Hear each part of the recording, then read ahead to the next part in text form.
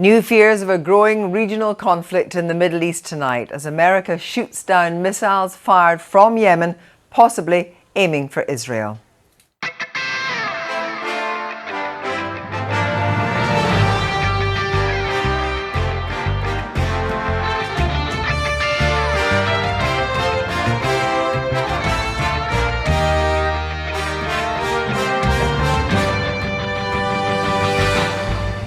The Pentagon confirms in the last hour that it has intercepted missiles fired along the Red Sea and says it will do whatever is necessary to protect its partners.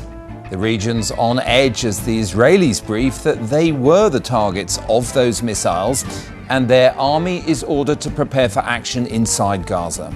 הקרב יהיה קרב ממושך, הקרב יהיה קרב קשה, אנחנו נהיה מדויקים, חדים, קטלניים.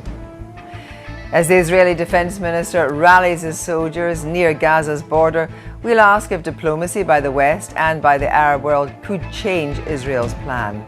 We speak to the former Israeli Prime Minister Ehud Barak, who is not thinking about backing off.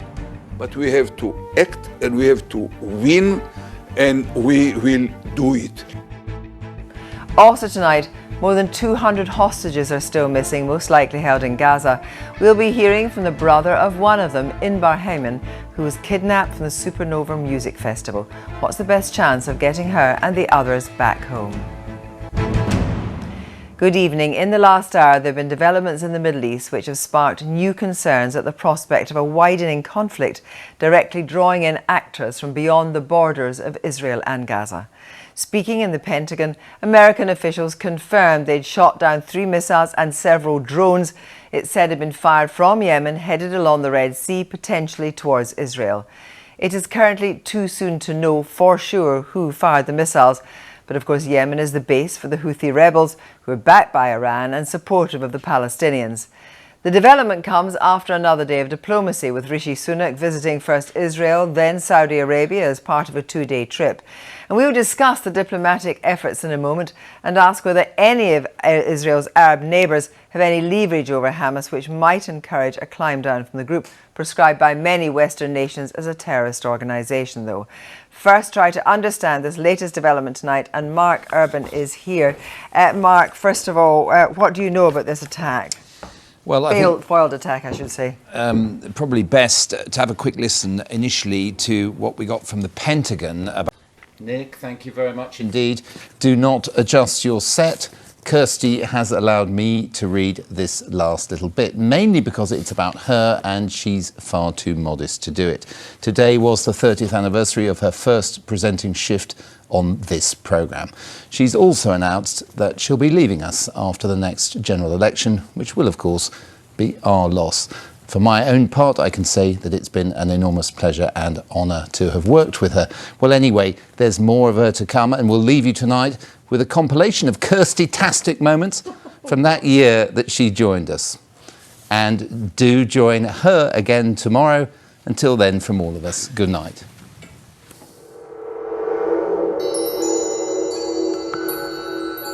Now on BBC Two, Kirsty Wark presents Newsnight.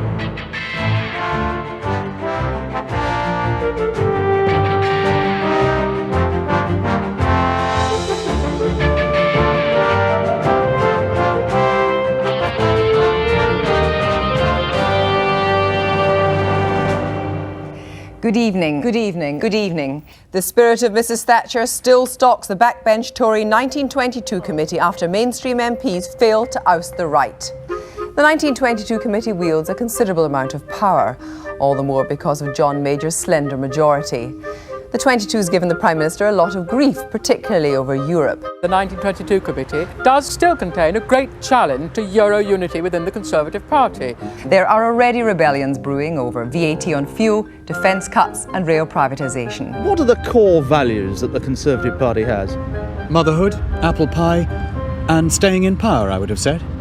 It's been an unprecedented day in British politics.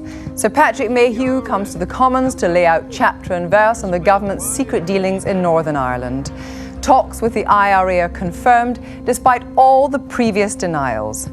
It was enough to send the Reverend Paisley into a rage, and in turn he was thrown out of Westminster for unparliamentary language. Are you prepared to talk about ending violence? I want to see an end to violence. I want peace. John Major and Albert Reynolds will agree on a joint peace declaration at Downing Street tomorrow. There is no future in violence. This is a historic opportunity for peace. Yasser Arafat's whistle-stop tour of The Hague, the European Parliament in Strasbourg, London and on to Ireland should have been a lap of honour to coincide with the start of the Israeli troop withdrawal from the Gaza Strip and Jericho. But with that deadline passed, the Palestinian leader's visit is more of an attempt to solidify his newfound status as an international statesman as he encounters increasing hostility at home. The man in the mosque is the man whose faith the PLO needs to have and to hold. When the PLO blunders, it is Hamas, the Palestinian Islamic movement opposed to the peace deal, that wins his support. Russian troops are intervening in squabbles in former Soviet republics. Further afield, Boris Yeltsin's changed his tune and now warns that Russia opposes the early expansion of NATO to include Central European countries. In London today, the Russian Foreign Minister Andrei Kozyrev said Moscow was intervening in its former empire only to keep the peace. For the West, the greatest degree of anxiety centres on Ukraine, a nuclear power, a large Russian minority, right on Europe's threshold. The biggest problem we might face would be a crisis between Russia and Ukraine, which is not at all impossible, which will put tremendous pressure on Central and Eastern Europe. Students admit they're simply not sure what the rules of the mating game are. Despite the so-called sexual revolution, there's a lot of naivety and misunderstanding. If a woman takes a man back to their room, the man's going to think he's in for a good time. I think sometimes they'll say no and they'll mean maybe, but they won't mean yes.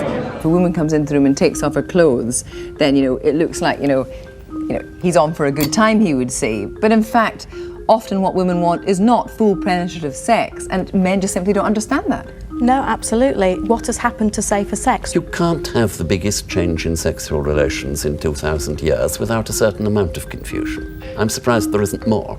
From all of us in the programme, a very good night.